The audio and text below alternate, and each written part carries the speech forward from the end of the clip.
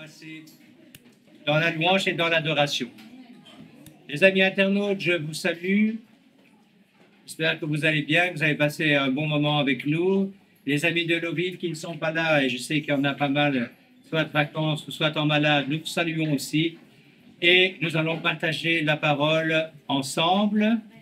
Et aujourd'hui, comme je disais ce matin, c'est notre ami Philippe qui va partager sur un sujet un peu particulier. J'ai demandé quel est le titre de ton message.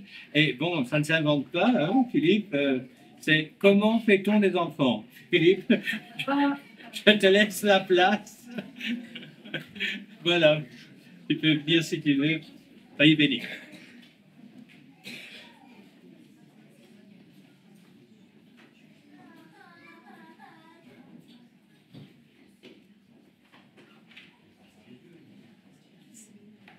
Voilà, bonjour à tous. Ça fonctionne, le micro?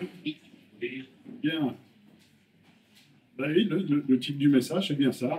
Il ne s'est pas trompé, c'est bien ça. Alors, content de vous revoir. Et je réalise vraiment ce matin que c'est un privilège d'être invité, surtout à cette occasion-là, de voir de la famille, des gens que je ne connais pas. Enchanté de vous connaître. Je suis vraiment honoré de cette invitation dans cette journée un peu particulière, effectivement, qui est consacrée à Mademoiselle Yael, au 1 an de mariage aussi, de Daniel et Rachel. Puis je crois que c'est l'anniversaire d'un frère aussi. Bon, enfin, ça, je pense que vous allez voir ça pendant le repas. Alors, je suis désolé, mais si vous me voyez sortir le mouchoir de mes poches, parce que je suis très enrhumé. Enfin, je sors d'un gros rhume et j'ai les mouchoirs plein les poches. J'ai l'impression d'être un kangourou chez Kleenex. J'en ai plein les poches.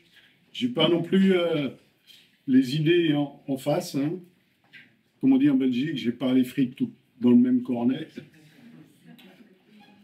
Mais enfin, j'ai envie de vous partager la parole du Seigneur et je crois vraiment que le Seigneur a mis ce sujet sur mon cœur.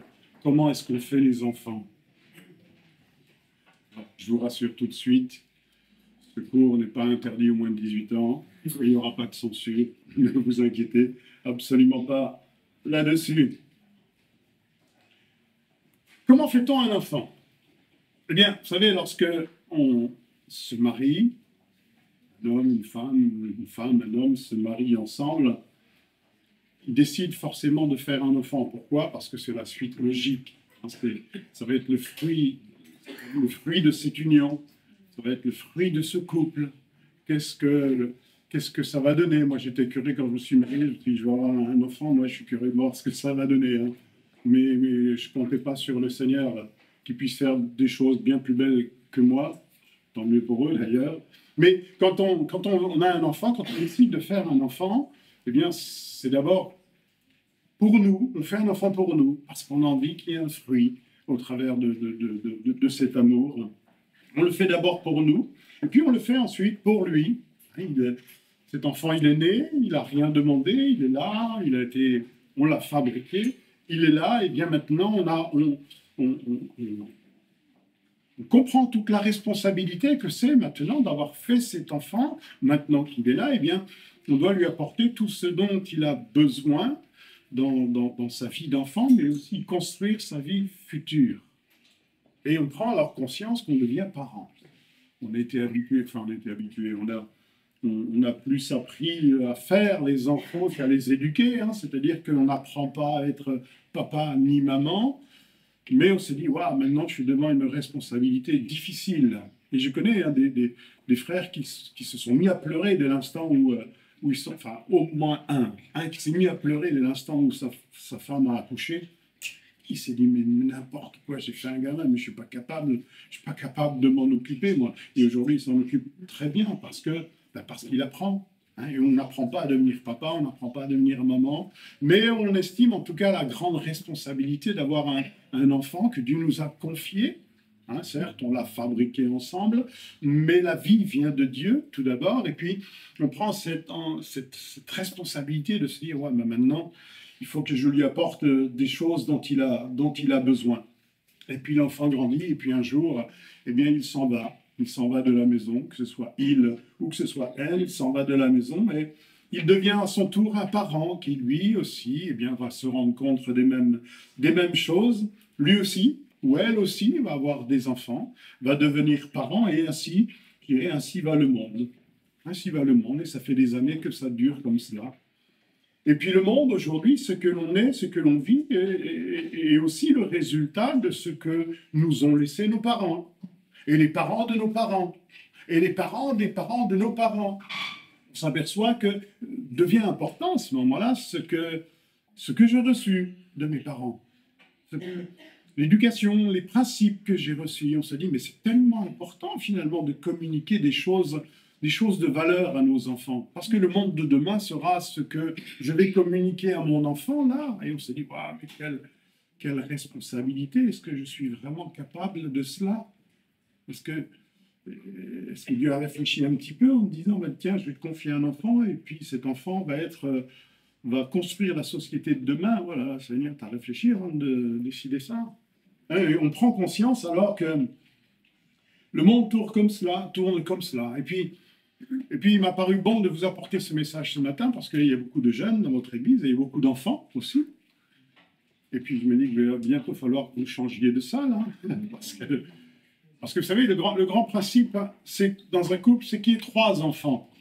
Pourquoi 3?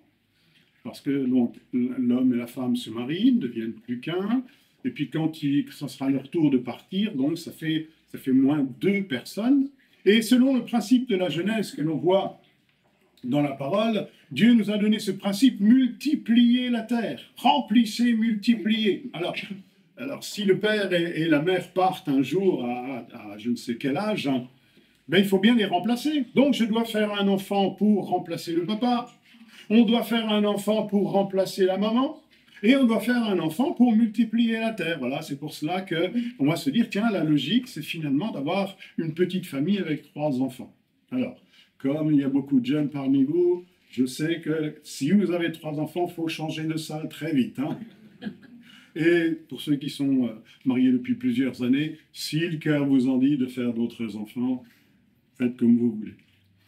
Comment fait-on un enfant? C'est très simple. Il faut un homme et une femme. Ah, vous attendez autre chose? Désolé. Il faut une femme et un homme. Et Dieu avait prévu cela depuis le début, hein, depuis la fabrication, je dirais, lorsqu'il fit Adam, c'est-à-dire Adam en tant que humain, hein, pas seulement masculin, l'homme Adam, non. Lorsqu'il fit l'humain, il nous a dit, il le fit mâle et femelle. Oui.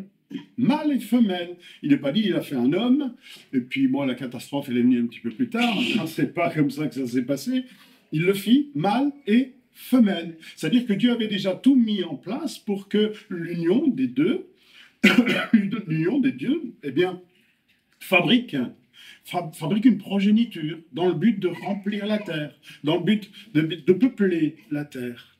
Et cet enfant qui naît de ce mâle et de cette femelle a une fonction, comme on disait tout à l'heure, ils vont devenir ceux qui vont construire le monde de demain. Eh bien, c'est un peu à lui que l'on confie la génération future, et il devient aussi celui qui va perpétrer, celui qui va continuer, celui qui va donner vie. Hein, et à chaque fois, on donne vie, on donne vie, on donne vie. Et on va s'apercevoir d'un fait que moi je trouve remarquable. Donc il fit homme et femme, il fit mâle et femelle. Et notons que les animaux étaient déjà comme cela, hein. Ils les avaient déjà fait comme cela, ils procréaient déjà certainement avant que la scission en Adam se fait et que Ève arrive. Les animaux étaient déjà mâles et femelles, et certainement qu'ils faisaient des petits déjà. Donc Adam se posait des questions, hein, c'est extraordinaire ça, d'une personne, ils deviennent deux animaux, et puis ils arrivent à en fabriquer un. C'est quand même un principe vital complètement impensable. Dieu est à l'origine de la vie. Nous, hommes, on a des capacités, Dieu nous a fait à son image, hein, c'est-à-dire que nous sommes capables d'être très intelligents, aussi très bêtes, bien sûr, mais très intelligents, avec la capacité de faire des choses extraordinaires. Mais on n'est pas capable de créer la vie. Hein, de toute la science, toute la sophistication de la science aujourd'hui et tout ce qu'elle arrive à faire, est incapable de créer la vie. Le principe de vie vient de la part de Dieu. Et pour qu'il y ait la vie, tu as dit, eh bien, il faut un mâle, il faut une femelle. Il faut un homme, il faut une femme. Et ça, c'est le principe. C'est le principe de Dieu. Donc, pour faire un enfant, il faut un mâle et il faut une femelle. C'est le principe de la création. Et que ce soit de la conception de l'enfant jusqu'à son éducation, ben, il faudra aussi ce principe. Dieu établit ce principe. Il faut qu'il y ait une partie qui s'appelle mâle, il faut aussi qu'il y ait l'autre partie qui s'appelle femelle. Pour qu'il y ait un équilibre, là aussi, j'établis ces choses, parce qu'on sait que lorsqu'il y a qu'une partie, ben, il manque quelque chose. Et Dieu a dit que pour un équilibre, il faut absolument qu'il y ait ces deux parties. Aujourd'hui, pour satisfaire les pulsions animales de l'homme que l'on connaît bien, la société se plaît à changer ce schéma. Hein, aujourd'hui, on se dit, oh, les vieux principes sont dépassés. Aujourd'hui, on est capable d'aller plus loin, d'évoluer dans nos pensées. Homme, femme, c'est tellement basique et c'est tellement ringard. Ben, on est capable d'être homme avec homme et puis femme avec femme. Oui, c'est ce que l'on voit aujourd'hui. Mais le problème, c'est que dans ce schéma-là, il ne peut pas y avoir de vie. Ils ne peuvent pas créer la vie. Hein, on se plaît à voir ce schéma, mais on cherche des combis, on cherche des moyens, on cherche dans nos valeurs morales, quelque part, à trouver ça normal, homme avec homme, femme avec femme. Ben oui, il faut évoluer, il faut être... Ok, moi je veux bien. Chacun fait comme il veut. C'est pas du tout la question ce matin. Mais le problème, c'est que ça ne peut pas donner vie. Et c'est pour ça que le principe de création, comment on fait un enfant? Mais il faut un mâle et il faut une femelle. Ainsi, les deux vont créer une génération suivante. C'est lorsqu'il n'y a qu'un mâle et une femelle, un spermatozoïde et une ovule, hein, pour rentrer dans la pratique des choses, et bien que Dieu dit, bien, ça va donner une vie. Et ainsi, les deux vont créer une génération suivante qui va permettre que l'histoire se perpétue. Et j'ai entendu ce cours de Jacques Colland dernièrement et je me suis dit, tiens, je vais le rappeler ça parce que ça me paraît... J'aime bien, en tout cas. En hébreu, un mâle, ça se dit Zahar. Oui. Et quand on prend les lettres d'hébreu, pour ceux qui connaissent un petit peu, elles ont toute une valeur. Et quand on prend les lettres de Zahar, ça forme le chiffre 227. Et une femelle, ça se dit en hébreu Nekeva. Et quand on prend encore une fois toutes les lettres que compose ce mot Nekeva, on en obtient 157. Donc 227 plus 157, ça nous fait 384. Et il nous dit, mais quelle est la valeur de ce chiffre 384? Eh bien, il a découvert, et c'est pour ça que je voulais vous le dire ce matin, que 384, ça correspond à Mashiach Adonai, c'est-à-dire le Messie de Dieu, c'est-à-dire celui qui vient pour que les choses soient meilleures, pour que les choses deviennent meilleures. Hein, c'est ça, la venue du Messie. Bien, aujourd'hui, la fonction de l'homme et de la femme, c'est quoi? C'est d'avoir un enfant avec lequel et par lequel on espère qu'avec ce que l'on va lui communiquer, le monde va devenir meilleur. Ah, c'est ça le principe. Hein. Un homme et une femme s'unissent, Dieu dit il y a un principe de vie qui va pouvoir redonner la vie à son tour, à condition que je lui donne les bonnes valeurs, à condition que je lui apporte les bonnes choses qui fait que eh bien, son message, cela sera celui d'un Messie et non pas d'un destructeur. Donc, nous sommes tous en puissance, entre parenthèses, des petits dieux, parce que nous avons le pouvoir et la capacité de donner vie. C'est extraordinaire lorsqu'on considère ces choses. Hein. On se dit, on a la capacité de donner vie. Et c'est pour ça qu'un homme et une femme s'unissent ensemble. On engendre une personne qui, à son tour, va donner vie, que ce soit un garçon, que ce soit une fille. Les deux ensemble vont donner une vie pour la génération suivante. Mais si on fait 227 moins 157, on obtient 70. 70, c'est quoi? Souvent dans la Bible, c'est le chiffre de quoi? Pour ceux qui connaissent un peu d'hébreu, c'est les nations, hein, les 70 nations. Ça correspond à cela, finalement. Un homme et une femme vont s'unir ensemble et ils vont produire des nations. Et c'est exactement ce que Dieu dit. Remplissez la terre. Le but, lorsqu'il crée Adam, une des directives qu'il va lui donner, c'est remplissez la terre. Allez, multipliez-vous, remplissez la terre. C'est votre fonction. C'est là l'objectif que je vous donne. Et ils vont commencer effectivement à remplir la terre, à faire des nations. Et le Seigneur nous dit, mais allez par toutes les nations, et que le Messie se répande dans toutes les nations pour apporter un message qui vient de la part de Dieu. Hein, mais les choses, on connaît tous l'histoire, les choses ne vont pas se passer ainsi. Hein. Adam va faillir à son engagement, et Ève, ils vont manger le fruit défendu, etc., etc. Et on en arrive aujourd'hui à ce que l'on connaît aujourd'hui, où malheureusement, lorsqu'un enfant naît, aujourd'hui, il n'est pas forcément un garçon, et c'est pas forcément une fille. Enfin, en tout cas, d'après ce qu'aujourd'hui on veut entrevoir. D'ailleurs, aujourd'hui, vous regardez les cartes d'identité, il n'y a plus il, il n'y a plus elle, mais il y a Yel. Et je me dis, tiens, Daniel et Rachel, ils ont trouvé le truc, ils l'ont appelé Yael. J'ai fait exprès, quoi. Aujourd'hui, ce que l'on considère aujourd'hui comme normal, alors que la Bible nous apprend que c'est une conséquence du péché, la Bible nous apprend cela et nous dit, mais on en arrive à une chose où il y a une perte d'identité, il y a une perte de personnalité.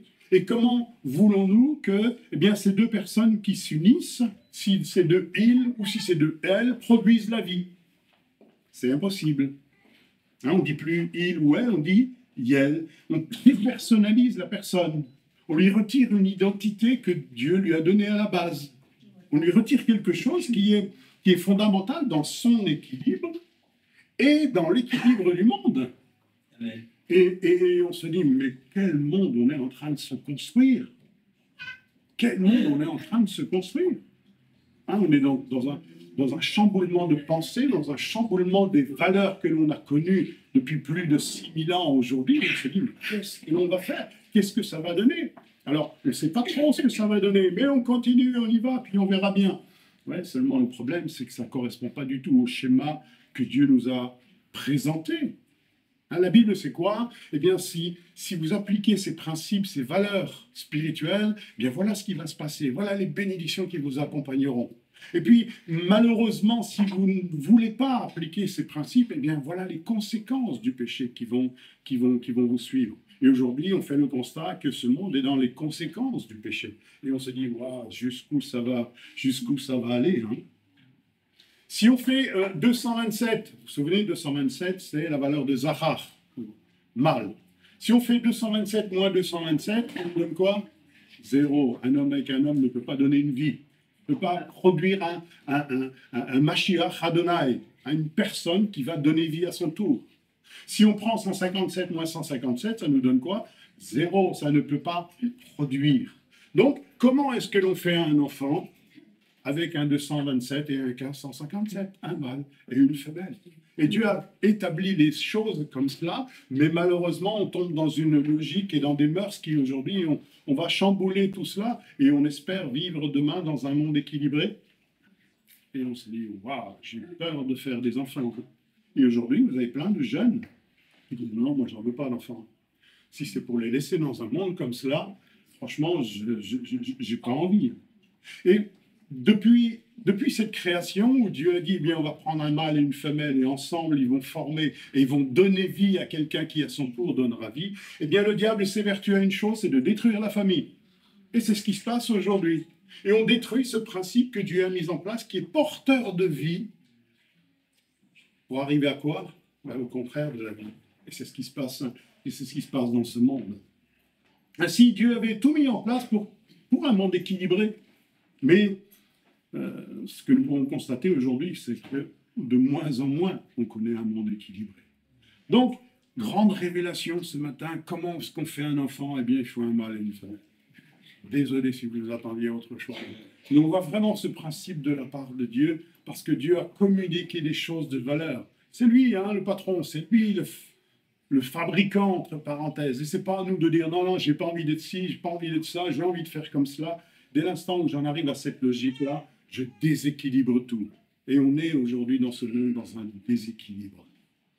Donc, voilà comment on fait un enfant. Mais, une fois qu'il est fait, cet enfant, on a dit, eh bien, il va falloir lui communiquer des bonnes choses pour qu'à son tour, il devienne, comme nous l'avons dit, un porteur de vie un Mashiach Adonai, hein, quelqu'un qui va donner vie, et non pas quelqu'un qui va donner mort.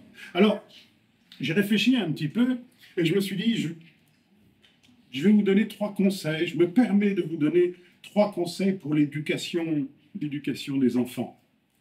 On apprend à faire des bébés, mais rarement à être parent, à devenir papa ou devenir maman, mais on sait que donner une bonne éducation, c'est important. Hein, comme on l'a dit, ce que je fais de mes enfants aujourd'hui et qui seront demain sera l'image de la société de demain.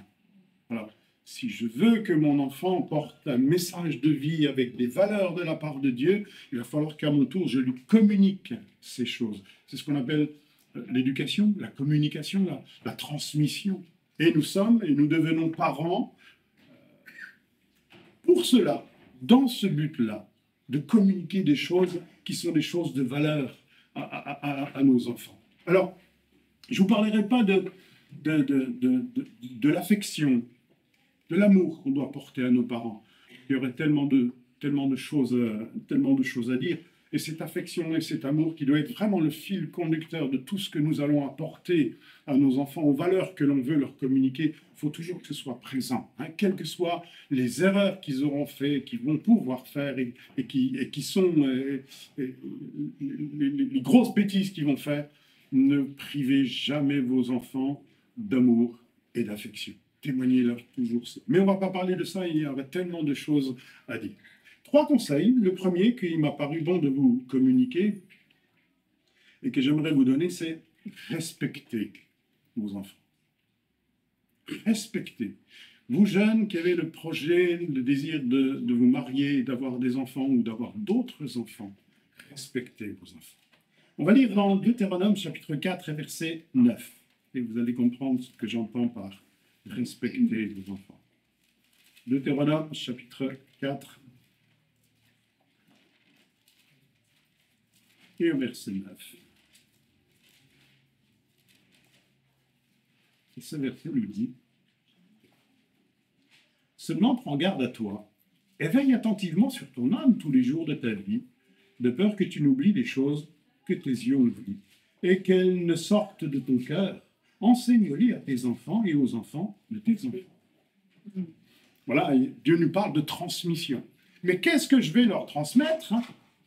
Ben, Dieu dit, prends garde à ton cœur, prends garde à ce qui rentre en toi, afin que tu communiques à tes enfants des choses qui sont des choses de valeur.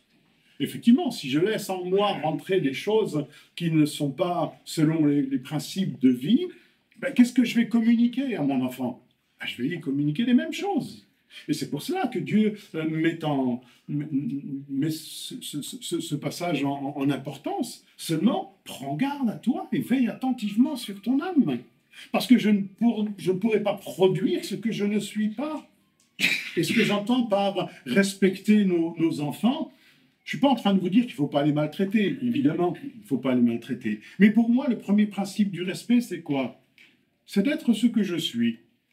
De ne pas jouer à ce que je ne suis pas. Et on est dans un monde comme ça, un monde d'apparence, où on voudrait communiquer des choses qui sont bonnes alors que nous-mêmes, on n'est pas bons. Alors que nous-mêmes, on ne fait pas ces choses, on veut que nos enfants le fassent. Et c'est déjà un manque de respect à leur égard. On va comprendre pourquoi. J'entends par se respecter, c'est d'être vrai. Et de laisser paraître ce que l'on est véritablement à nos enfants. Hein.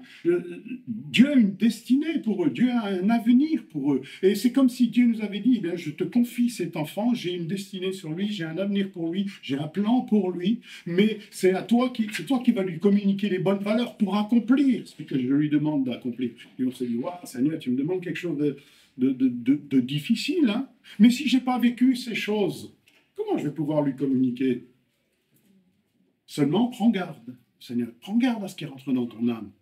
Et parce que, un grand principe, si je cherche à lui communiquer des valeurs que je ne respecte pas moi-même, vous connaissez les enfants, hein, pour ceux qui en ont, ils vont le voir très vite. Ils vont le voir très vite. Très, très vite. Si je cherche à faire de mon enfant ce que je ne suis pas, ils vont s'en rendre compte très, très vite. Et ils vont retenir. Ils vont retenir quoi? Parce que je leur dis, ils vont retenir ce que je suis. Donc, c'est important de respecter mes enfants dans le sens où eh bien, je ne cherche pas à paraître à leurs yeux et leur dire mais fais ça parce que c'est bien, fais ça. Oui, mais toi, tu fais quoi? Moi, je vais faire ce que toi, tu fais. Hein, c'est ça la transmission. Moi, j'ai vu ça de mes parents et puis instinctivement et même sans le vouloir, des fois, je reproduis ce que mes parents ont fait. Et je me dis, ah, mais tu fais quoi là? Aujourd'hui, j'ai l'âge de raison, je suis capable de rééquilibrer les choses. Mais inconsciemment, je reproduis ce que mes parents ont reproduit. Et c'est pour cela que Dieu dit, mais respecte tes enfants, d'abord toi, en vivant des choses qui vont faire que tu vas pouvoir leur communiquer des bonnes choses, des véritables valeurs. Hein, ce ne sont pas les belles leçons que nos enfants retiennent. Moi, mes parents m'en ont donné les belles leçons. Hein, j'ai fait tout le contraire. Absolument tout le contraire. Ce que les enfants retiennent souvent, c'est ce qu'on leur a caché. Hein, c'est ce qu'ils ont vu, mais qu'on ne voulait pas leur montrer. C'est ça qu'ils vont retenir. C'est souvent, c'est quand ils comprennent ce qu'on ne voulait pas leur dire. Ils arrivent à le comprendre. Ils sont plus malins que moi. Hein. C'est ça qu'ils vont retenir. C'est ça qu'ils vont mettre en pratique dans leur vie. C'est quand ils ont deviné, qui on est vraiment. Et c'est pour ça que si je ne me respecte pas moi-même ou si je ne respecte pas mon enfant en étant ce que je suis, en respectant ce que je suis pour lui communiquer les choses que j'ai apprises, je ne donnerai jamais des bonnes bases à mon enfant. C'est pas possible. Hein. Je crois qu'éduquer un enfant c'est pas, tiens, assieds-toi ici, t'as fait une bêtise, assieds-toi ici, je vais te parler quelques minutes. Ça, on peut le faire, bien sûr, quand ils ont fait une erreur, mais l'éducation, elle ne passera pas comme cela. Hein, c'est surtout leur montrer ce que vous êtes, ce que vous vivez, les valeurs dans lesquelles vous croyez, c'est d'être vrai. Et c'est pour ça que je dis que respecter son enfant, c'est d'abord apprendre à me respecter moi-même. Et si je me respecte moi-même, je respecte mon enfant et je respecte aussi les valeurs de ce que je lui enseigne. C'est ça qu'ils vont retenir. Hein. Ce n'est pas les belles paroles, c'est ce que nous sommes, chacun d'entre nous. Le monde de demain est le résultat de ce que nous sommes aujourd'hui. C'est tout à fait logique. Si je leur donne des bonnes leçons alors que je ne suis pas ce que je dis, je vais en faire quoi? Un hypocrite. C'est ça l'hypocrisie. Je te dis de faire ça, oui, mais toi tu fais quoi? Tu fais le contraire.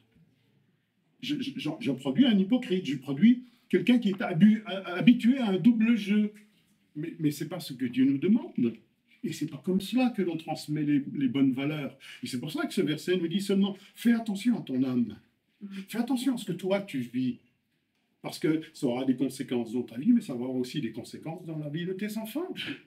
C'est pour ça que respecter nos enfants, ça me paraît être un conseil très important que nous devons prendre conscience, parce que si nous avions le respect de nos enfants pour leur communiquer et leur montrer ce qu'on espère de ce monde et ne pas faire le contraire en lui disant « Oui, mais toi, tu ne fais pas la même chose, je ne veux pas que tu fasses ça », ils vont faire exactement ce que nous le faisons. Hein. Et pourquoi ce monde tourne en rond comme ça et va plutôt à la déchéance plutôt que dans le sens? Parce qu'on ne montre pas les véritables valeurs. Et pour moi, ça me paraît un principe qui est très important. Respectons nos enfants. Montrons-leur ce que l'on est. Montrons-leur véritablement ce que Dieu a fait de nous. Voilà, j'étais comme ça avant, mais Dieu m'a montré que les véritables valeurs, elles sont comme cela. Et c'est aujourd'hui ce que je veux appliquer. J'y arrive pas toujours, mais je mets mon cœur dans ces choses et je te garantis que c'est véritablement les valeurs de la vie. Vous ne ferez jamais de vos enfants ce que vous n'êtes pas vous-même. C'est logique, hein. Comme on dit, les chats ne font pas des chiens. C'est tout à fait logique. Dieu va construire sur la base de ce que vous êtes. Et c'est ça, ce verset. Hein. Fais attention à ce qui rentre dans ton cœur, parce que, eh bien, je te destine à transmettre à ça à tes enfants. Mais si des mauvaises choses sont rentrées dans ton cœur, qu'est-ce que tu vas leur communiquer? Des mauvaises choses. Et il faut véritablement apprendre à marcher avec Dieu, à se corriger avec Dieu pour pouvoir transmettre des bonnes choses. C'est pour cela hein, que Dieu nous a choisis. Quelque part, cette vie, hein, un homme, une femme s'unissent, cela produit un enfant, mais la vie, elle vient de Dieu. Hein. Et c'est comme si Dieu vous confiait un enfant, et on a cette responsabilité, mais qu'est-ce que je vais lui communiquer hein? Dieu nous a donné une vie à nous occuper. J'ai une destinée sur cet enfant, mais cette destinée, elle est en fonction de toi. Tout dépend des choses que tu vas lui transmettre dans son cœur. Et c'est pour cela qu'on prend conscience d'être un parent, être un papa, être une maman aujourd'hui, c'est extrêmement compliqué. Hein. Mais nous avons des valeurs à transmettre. On n'a pas des belles leçons à transmettre. On n'a pas des belles paroles à transmettre. On a à transmettre ce que l'on est. Et comme je vous disais, un enfant ne sera jamais plus que ce que je suis moi. Et c'est pour ça que Dieu nous change. C'est pour ça que Dieu nous transforme. C'est pour ça que Dieu nous emmène à vivre des choses qui vont faire que dans mon esprit, j'ai compris les principes de vie. Et j'ai compris aussi les principes de mort dans la vie que je pratiquais autrefois. Et c'est pour ça que Dieu nous change avant de changer. Il y a une histoire, je ne sais pas si je vous l'ai déjà racontée, mais je l'aime beaucoup cette histoire, parce que vraiment, vraiment, elle me parle, moi. J'ai un ami qui est pasteur, et puis il avait une petite fille, je ne sais plus quel âge elle avait, une dizaine d'années, qui s'appelait Lizou. Un jour, c'était un mardi, il y avait la réunion le soir, réunion de prière le soir, et puis il commence à neiger dehors. Ah, il y avait beaucoup de neige, super, l'enfant joyeuse. Papa, on va faire un bonhomme de neige. Ah non, Lizou, je peux pas, j'ai un message à préparer, il y a la réunion ce soir. Papa, regarde, c'est beau la neige, on va faire un bonhomme de neige. Lizou, je ne peux pas, j'ai la réunion. Le papa, bien embêté, dit, bon, ben écoute, après la réunion, on ira faire un bonhomme de neige. Alors, la réunion se passe, il rentre à la maison, il est un peu tard, et la petite fille, Lizou, papa, on va faire un bonhomme de neige. Ah non, Lizou, t'as vu l'heure qu'il est? Hein, on est rentré tard, j'ai dû discuter avec quelqu'un. T'as vu l'heure qu'il est? Demain, il est à l'école. Non, on va pas faire un bonhomme de neige. Alors la petite fille se met à pleurer. Il dit, ah, je croyais que j'avais un papa qui tenait sa parole. Et ça a été une leçon pour nous, pour cet ami, et pour moi encore aujourd'hui. On ne produira jamais plus que ce que l'on est. Si je suis quelqu'un qui ne tient pas ma parole, comment je vais produire un enfant qui tient sa parole? Si je ne suis pas attaché à des valeurs vraies, à des choses vraies, comment je vais produire, comment je vais éduquer un enfant qui, lui, à son tour, aura des valeurs vraies dans sa vie? Je lui montre le contraire. Je ne peux pas faire autrement, je ne produirai jamais plus que ce que je suis. Notre exemple parle beaucoup mieux que nos paroles. C'est pour ça que je dis, respectez vos enfants. Ce n'est pas simplement leur donner une éducation en parole. La parole, c'est une chose. Les actes, c'en est une autre. Et ce sont les actes, c'est ce que l'on est qui vont retenir. Hein. Ce ne sont pas nos belles paroles. Notre consécration à Dieu, c'est ça qu'ils vont regarder. Ce que vous faites avec les autres, comment vous vous comportez avec les autres. C'est ça aussi qu'ils vont regarder. Combien d'enfants ont été influencés parce que leurs parents, eh bien, par charité chrétienne, étaient capables de donner, de soutenir, de réconforter. Mes parents étaient comme ça, et moi aujourd'hui je suis comme ça. Les enfants reçoivent l'héritage de ce que l'on est. Et ça me paraît une éducation très importante à communiquer à chacun de nos enfants. Ils verront notre retenue dans le langage. Hein, si à la maison j'ai un langage chartier avec des gros mots, qu'est-ce que les enfants vont faire?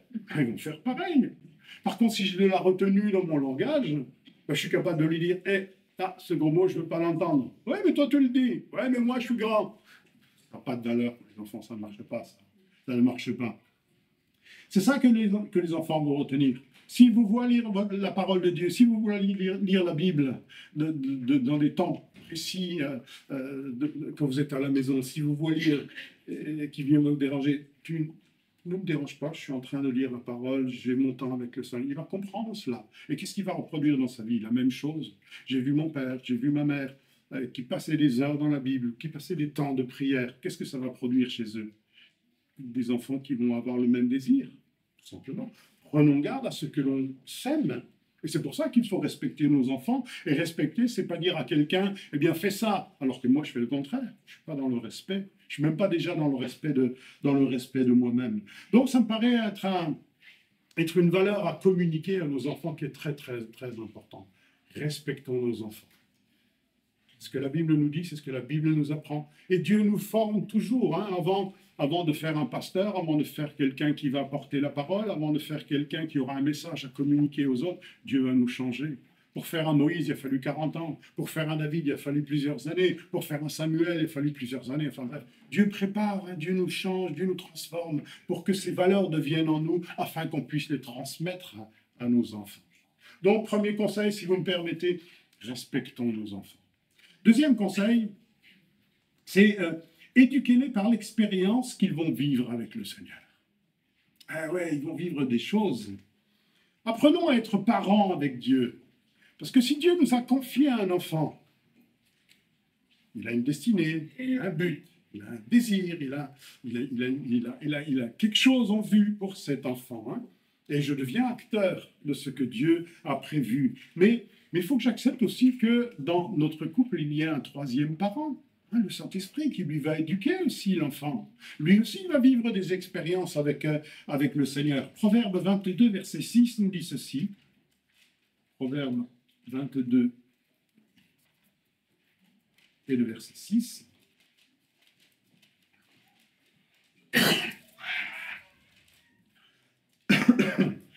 Et ce verset nous dit « Instruis l'enfant selon la voie qu'il doit suivre, et quand il sera vieux, il ne s'en détournera pas. » Moi, j'aime bien cette version-là que j'ai notée. « Éduque un jeune à mesure de son développement.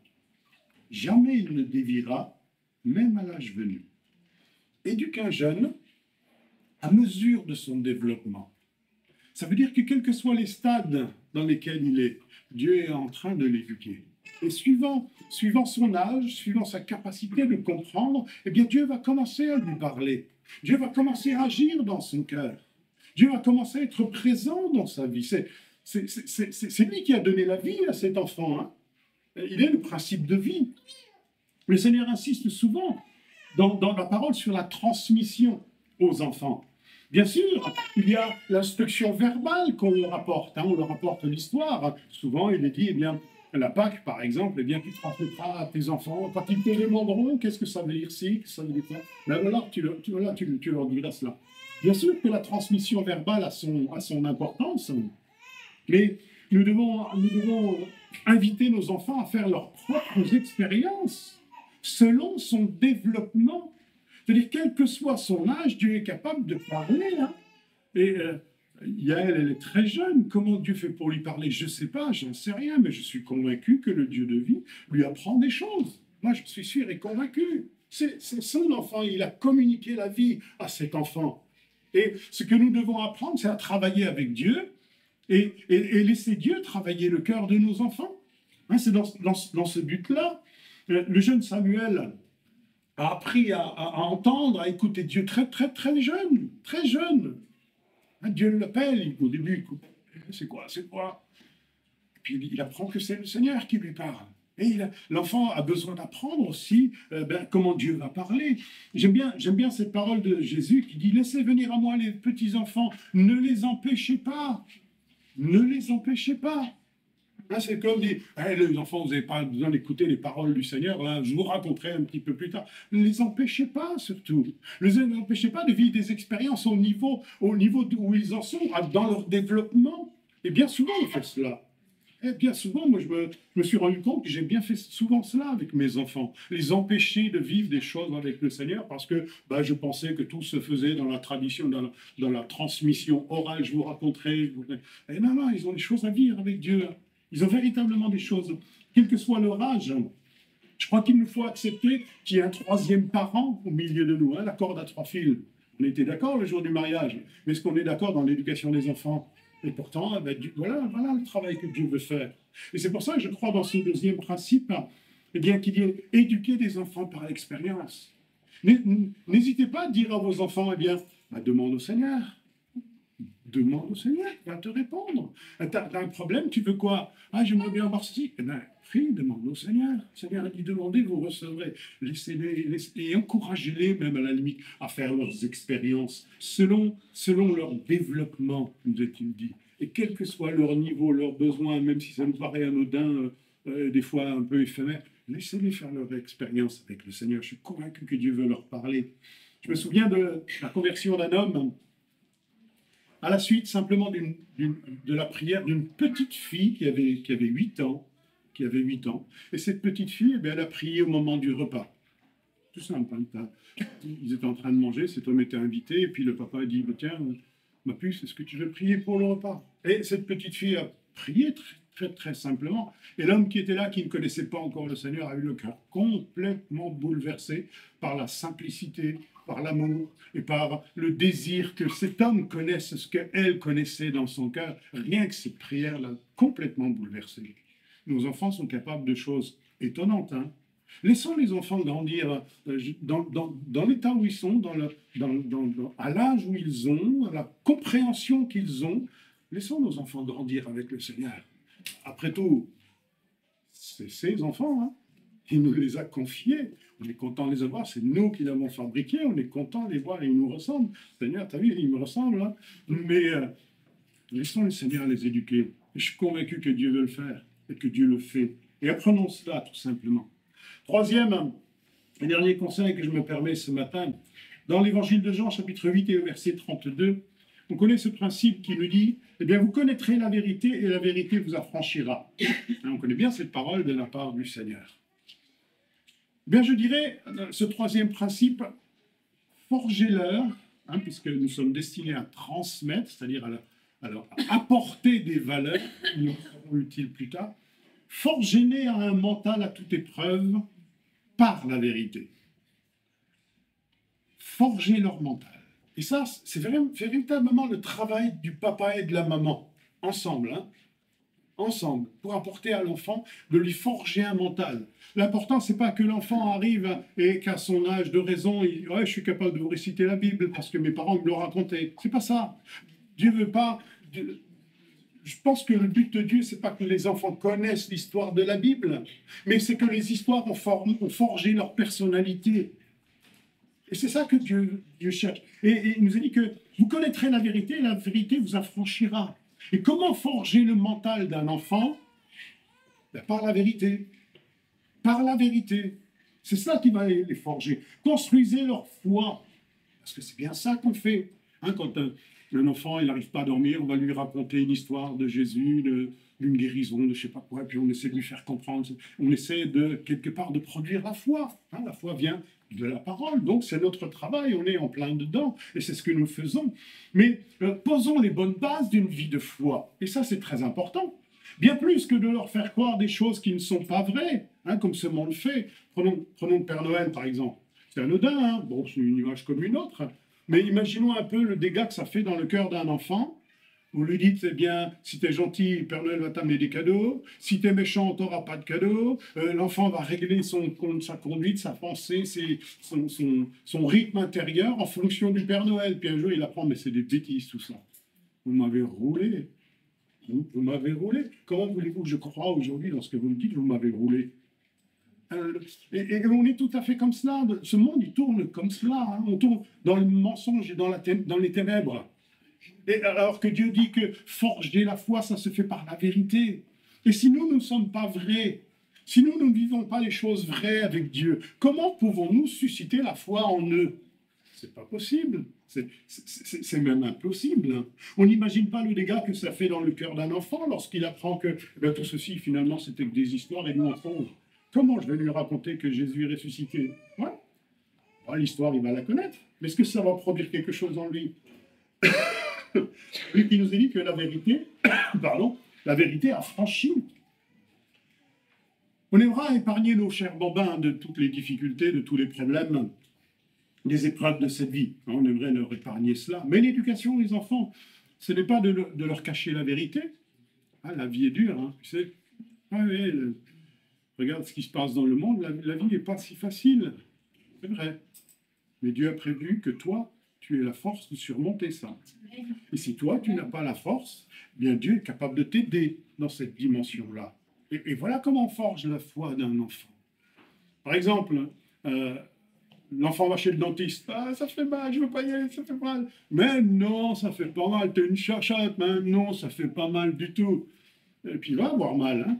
Et je crois qu'en lui cachant la vérité, on ne travaille pas dans le bon sens. Ben oui, c'est vrai, ça fait mal. Moi, je me suis fait enlever une dent, ça fait mal. Ouais. Mais tu as la force de surmonter ça, toi. Tu es plus fort que le mal. Tu es plus fort que des preuves que tu vas rencontrer. Et si jamais tu te rends compte que tu n'es pas plus fort que cela, eh bien, prie le Seigneur, lui va te donner la force. Et c'est ça, forger la foi d'un enfant. C'est pas lui cacher que le monde va mal, c'est pas lui cacher les erreurs, les problèmes, les difficultés, non. C'est de lui dire, eh bien, Dieu a pourvu pour que tu aies en toi la force d'aller plus loin. Et Dieu forge notre propre foi exactement dans la même pensée. Hein, c'est ce Dieu qui est fidèle ne permettra pas que vous soyez tentés au-delà de vos forces. Voilà une base sur laquelle il nous faut fonder la foi dans le cœur de nos enfants.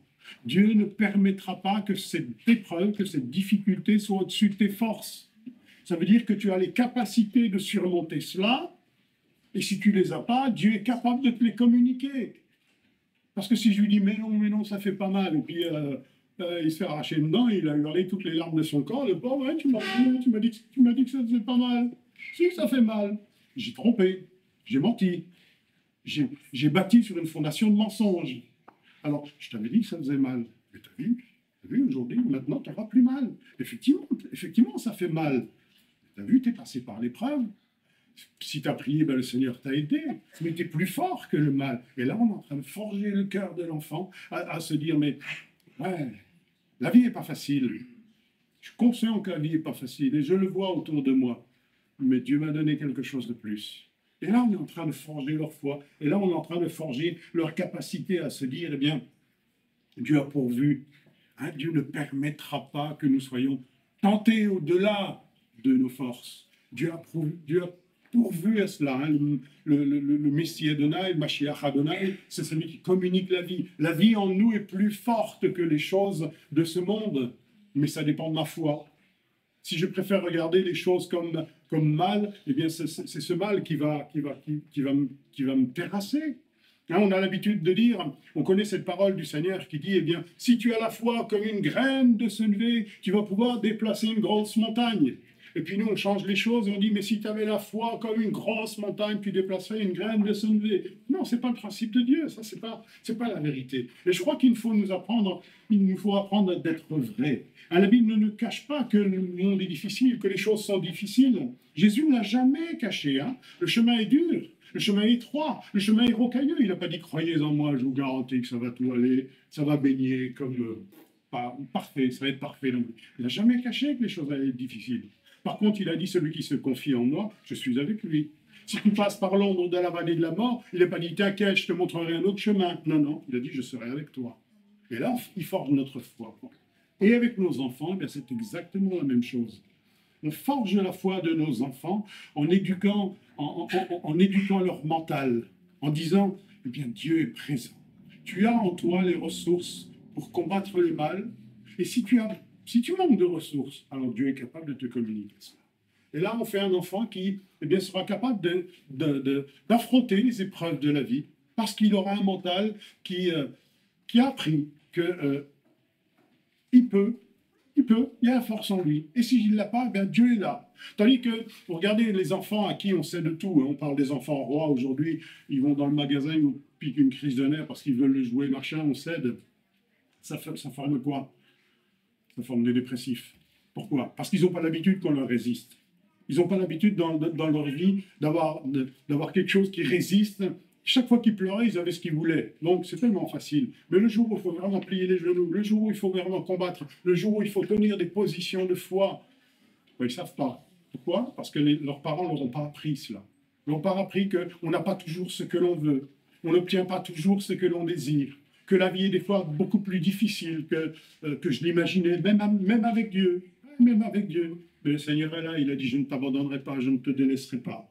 Ah, ça, c'est la parole. Combien de promesses de cet ordre dans la parole de Dieu? Tout est possible à celui qui croit. Le Seigneur dit, si tu crois, tu n'auras plus de problème. Non, si tu as des problèmes, tout est possible.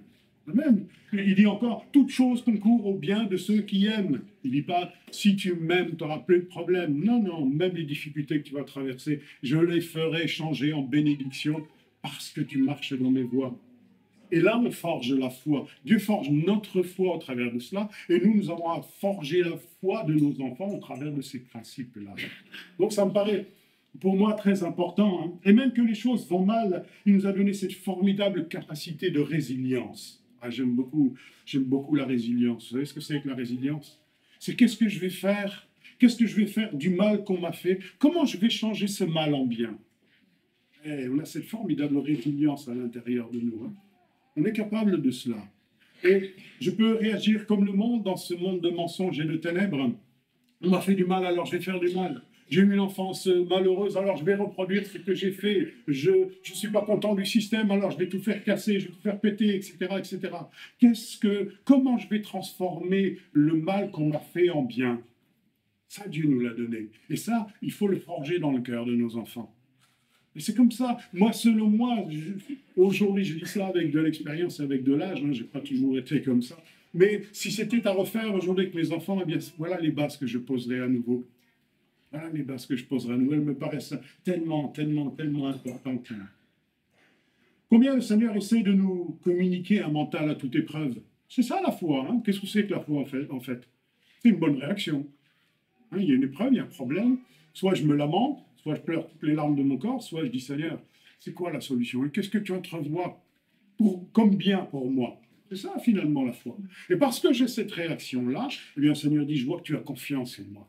Alors voilà les choses qui vont se passer. Et si nous avons exactement la même transmission à faire avec chacun de nos enfants. Et avec un mental comme ça, vous êtes prêt à affronter tous les problèmes de la vie. Hein. Transmettez-leur aussi le goût de l'effort. Ah oui, dans la vie, on n'a pas tout ce qu'on veut en claquant du doigt, on le sait. Hein. Mais si vous leur transmettez le goût de l'effort, ben, ils seront habitués à faire des efforts. Et ça, ils sauront très bien à l'intérieur d'eux-mêmes que, eh bien, on n'a pas tout en claquant du doigt, mais que des fois, il y a un prix à payer. Et Jésus n'a jamais caché qu'il y avait un prix à payer. Lui-même l'a payé. Et il sait très bien que même si aujourd'hui l'évangile est gratuit, et que tout le monde peut prendre de l'évangile, on sait très bien que tenir une position de foi dans sa vie, c'est pas si facile que cela. C'est pas si facile. Mais si je ne l'ai pas forgé dans le cœur de mes enfants, comment vont-ils réagir comme ça? Ce sera difficile, hein? Et le goût de l'effort, vous savez, ça forge un cœur, ça forge un mental, ça forge une personnalité. Hein. Je vous disais tout à l'heure, l'important, c'est pas que notre enfant connaisse toute l'histoire de la Bible, mais que ces histoires ont formé sa personnalité. Et ce qui me paraît important dans ce goût de l'effort, c'est que je ne suis pas ce que j'ai réussi. Je ne suis pas aujourd'hui le produit de ce que j'ai réussi. Je suis aujourd'hui le produit de ce que j'ai essayé. Et c'est pas pareil, c'est pas la même chose. Si aujourd'hui j'étais le produit de mes réussites, je vous garantis, il n'y aurait pas grand-chose. Par contre, j'ai essayé plein de choses. Et ça m'a donné des leçons qui m'ont permis d'apprendre qu'avec Dieu, il y a des principes et que ces principes sont très importants. Donc, je ne suis pas ce que j'ai réussi, je suis ce que j'ai essayé. Et quand un enfant dit « Oh, mais j'ai fait ci, ça ne marche pas », qu'est-ce qu'il fait? Des fois, il abandonne. Mais non, continue. Continue, parce que c'est ce que l'important, c'est pas l'aboutissement de la chose, c'est le chemin que tu vas prendre pour arriver à l'aboutissement. Et c'est là que tu vas prendre les belles leçons. Hein, souvent, quand on désire quelque chose, une fois qu'on l'a, qu'est-ce qu'on fait? Bon, on s'en lasse très vite. Par contre, on a appris les bonnes choses dans le chemin. Et c'est ça qui est important.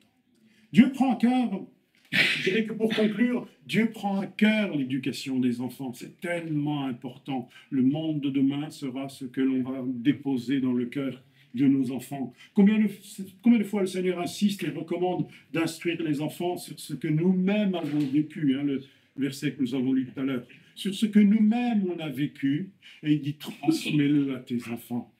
Pas seulement l'histoire, raconte-leur des belles histoires, c'est pas ça le principe. Hein. Transmets-le à tes enfants, ces valeurs que tu as compris, transmets-le à tes enfants. Mais on ne fait pas l'éducation uniquement par la transmission des valeurs, par la connaissance. On la fait surtout par exemple. On la fait surtout par ce que l'on est nous-mêmes. On l'a fait et on l'a construit. On l'a construit par ce que l'on est. Et on est en train de construire leur personnalité. Parce que, comme on disait au début, ils vont faire ce qu'ils ont vu chez nous. Ils vont faire, c'est ça qu'ils vont faire. C'est pas nos belles leçons. Notre responsabilité est de leur transmettre un savoir. Voilà, aujourd'hui, Dieu nous a confié un enfant. Je te confie de lui transmettre des choses de valeur. Et fais attention à ce qui rentre toi-même dans ton cœur. Parce que tu ne pourras pas lui communiquer les bonnes choses si toi-même tu ne fais pas attention. Et avec ce savoir, eh bien, le Seigneur va leur apprendre le savoir-être. Ah oui, nous, on ne leur apprend qu'un savoir. Hein. Qu'est-ce que le Seigneur nous dit? Eh bien, transmets ce que tu as vécu. Raconte à tes enfants ce que tu as vécu. Et puis, ils connaissent l'histoire. Et c'est à partir de là que le Seigneur, à partir de l'histoire, que le Seigneur va leur créer la personnalité. Nous, on leur communique un savoir. Le Seigneur leur communique un savoir-être. Regarde avec cette leçon ce que j'attends de toi, ce que je désire, ce que j'ai projeté pour toi, ce que je destine pour toi. Mais tout dépend comment tu veux réagir. C'est là notre responsabilité. Transformer l'histoire d'autrefois, ou l'histoire même des autres, hein, parce que qu'est-ce que l'on fait, nous? On vit sur l'histoire d'un peuple d'Israël, là, hein, et puis on prend des leçons à partir de cela. Oui, alors ça fait un savoir.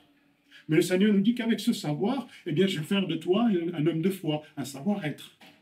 Comment tu vas te comporter? Ce que je te demande aujourd'hui, c'est de te comporter d'après les leçons que tu as reçues, du savoir que t'ont communiqué ce peuple d'Israël, ou même encore les disciples après, etc. Et c'est là qu'on s'aperçoit que Dieu travaille dans le cœur de nos enfants. Dieu travaille dans le cœur des générations. Dieu travaille dans le cœur du monde tel qu'il sera demain. Mais on sait tous que ce monde ne va pas dans la bonne direction. C'est la raison pour laquelle nous plongeons nos regards dans la parole de Dieu. Si nous sommes invités à lire la Bible, ce n'est pas pour connaître l'histoire, ça ne nous sert à rien, mais c'est pour avoir un savoir-être. J'ai appris, l'histoire m'a appris que, et c'est ça que Dieu va faire dans le cœur de nos enfants lorsque nous leur transmettons des bonnes choses. Lorsqu'on fait un enfant, on peut avoir l'appréhension de se demander ce qu'il va devenir, oui, bien sûr. C'est pourquoi aujourd'hui, peu sont enthousiastes à faire des enfants. Dans le livre des juges, dans le livre des rois également, on trouve souvent cette expression. Il fit le mal comme son père avait fait. Ah, oui, c'est logique. C'est tout ce qu'il y a de plus logique. On dit aussi tel père, tel fils. Ben oui, et c'est là qu'on se rend compte, j'ai des choses à communiquer à mon enfant. Pas des belles histoires, pas des belles leçons, mais d'abord ce que je suis. Et les grandes responsabilités de papa et de maman. Les enfants sont souvent le résultat de ce que les parents ont fait, même inconsciemment, bien souvent. Et Dieu compte sur les croyants pour engendrer aujourd'hui une génération capable d'influencer une autre génération dans les choses de bien et non pas dans les choses de mal. Ainsi, parents, on a la plus grande des missions qui nous a été confiée de la part du Seigneur, la transmission. Mais qu'est-ce que je transmets au final? Des belles histoires ou des choses que je vis moi-même? Voilà ce qui me paraissait important de vous communiquer ce matin. Comme je vous dis, si j'avais la possibilité de revenir en arrière dans l'éducation de mes enfants, il y a beaucoup de choses que je changerais. C'est facile de donner des leçons après coup, mais c'est justement quand on les a passées, ces choses, qu'on se dit, Seigneur voulait m'apprendre, mais moi je suis passé à côté. Alors retenez cela ce matin. Respectez vos enfants. Respectez en étant ce que vous êtes et ce que vous vivez, parce que c'est ça qui vous... Et puis, ne leur demandez pas d'être ce que vous n'êtes pas. Respectez vos enfants. Ensuite, nous avons dit en deuxièmement qu'il était important de les laisser grandir dans l'âge qu'ils ont, leur propre expérience avec le Seigneur, leur propre développement, leur propre niveau de développement. N'hésitez pas à leur dire, demande au Seigneur. Demande au Seigneur, ou bien regarde dans la Bible, Pierre, tu te souviens de l'histoire qu'on avait racontée, qu'est-ce que l'on peut? Laissez-les apprendre de la part du Seigneur. Laissez venir à moi les petits-enfants. Et puis ce dernier principe, forgez-leur une vie de foi, forgez-leur un mental dans lequel sera enregistré à l'intérieur d'eux que les épreuves, les difficultés de ce monde sont certes, et ils ne passeront pas à côté, mais Dieu a créé quelque chose en eux qui est plus fort que les choses du monde. Ce qui triomphe du monde, c'est la foi.